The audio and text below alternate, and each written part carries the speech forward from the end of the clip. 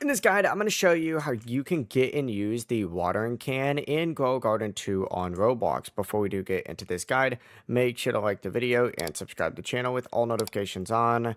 It really does help with the channel and it lets us know that you want more content like this. We'd greatly appreciate it. And if at any point throughout this guide you did have any questions, just ask them down in the comment section below and we can help you out further. I'm going to be doing my best to reply to every single comment down there. Now, first things first, what you need to go ahead and do is just go ahead and tap on seeds to teleport over to this main area. And you need to go specifically into the gear tab right here. Once you're in the gear shop though, you can see which gear items are sold. So go through here, find the watering can on here and simply just go ahead and open it up. And you can purchase it for about 2K, or you could also use Robux as well. Once you go ahead and purchase it, I'm actually going to sell some of this stuff first.